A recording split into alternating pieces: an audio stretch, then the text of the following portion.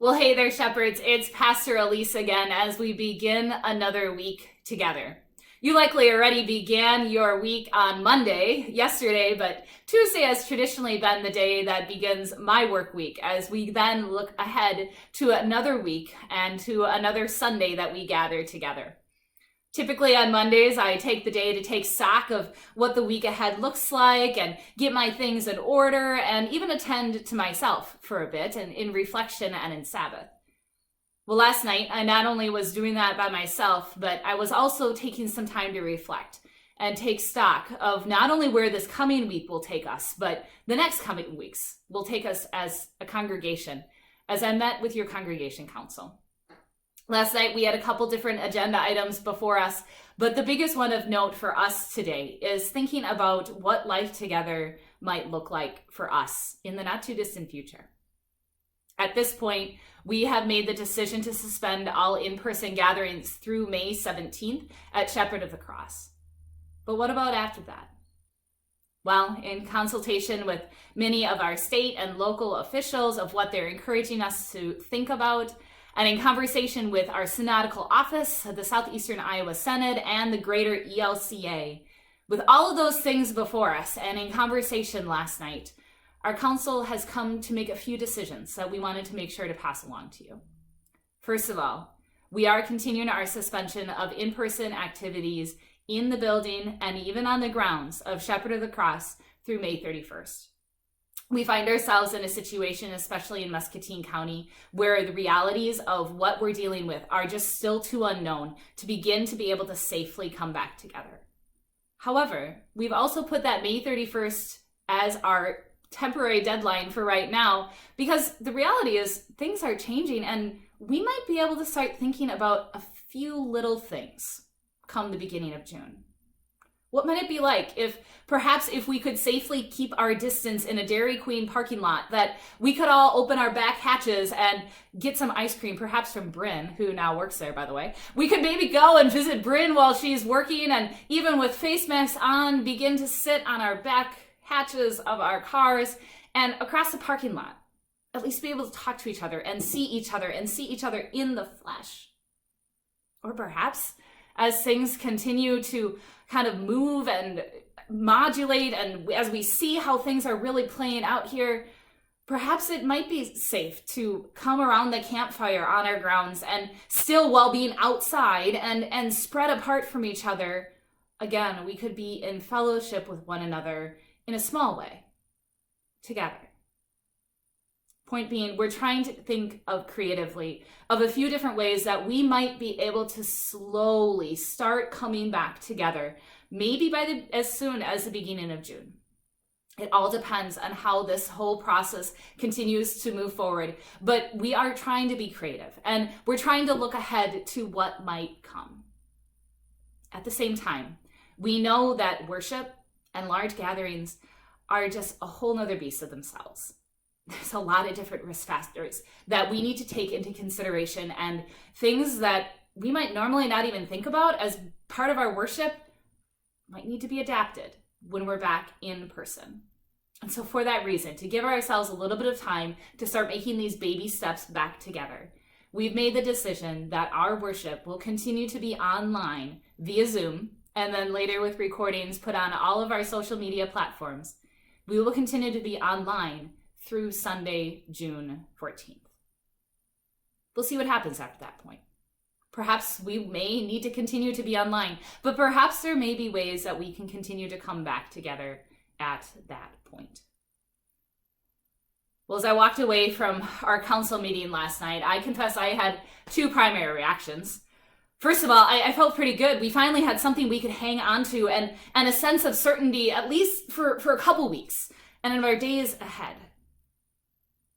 But on the flip side, I also sensed a bit of uncertainty as well, and a desire, I think, not just of myself, but of many of your council leaders as well, of just wanting this to come to an end. After a while, as I was thinking about everything last night, I realized that I've actually stopped allowing myself to even hope for some things lately. Just because I don't want my hopes to be crushed of maybe by Memorial Day, I'll be able to see some family or friends. Or maybe by this date, I might be able to do this. Or maybe by that date, we might be able to do church normally again. It's easy to get our hopes up and then just find them dashed. And as we've been doing that likely time and time again of thinking, oh, it might be 2 weeks. Oh, it might be 4 weeks. Oh, it might be 6 weeks. We might be getting tired of even keeping our hopes up only for them to be dashed. But then I began thinking about really what hope is after all. It's looking towards something, perhaps a promise that really is absolutely, absurdly crazy.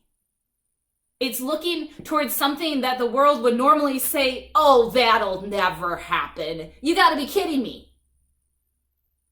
That's what hope is. And that's what faith is. And that's why even who we are as Christian people, sometimes it seems absolutely nuts. And yet we choose to dare to believe in hope. Even when everything else around us doesn't seem like it's possible, and even when we've hoped and hoped and hoped again, we still hope. Well, this coming weekend, as we begin looking towards our text that we'll hear in worship on Sunday, Jesus is going to be giving his disciples something to look forward to. The coming of the Holy Spirit. Those disciples will have to wait quite a while for that Spirit to come. I mean, come on, Jesus still was with them, and he still had yet to suffer, to die, and to rise again. And then the disciples would have to wait even longer after that yet, too, for this promise of the Holy Spirit to come. And yet Jesus is giving them something to hang on to. Here's something. It might not be everything right now, disciples, but here's a promise. So hang on to this promise as something to look forward to. And hang on to it even when it might seem like the road is getting really long until this promise comes. Hang on and have hope that your advocate will come. So today, here's my encouragement for you. It's twofold. First of all, find something, anything to look forward to. The other day, I knew that I needed to get my body moving, and so I made my day yesterday be able to look forward to a run. That's what I looked forward to. But I also knew that I was getting to the point of needing a bit of interaction with people, and so I knew that I needed to be able to look forward to that, and so I had to create something.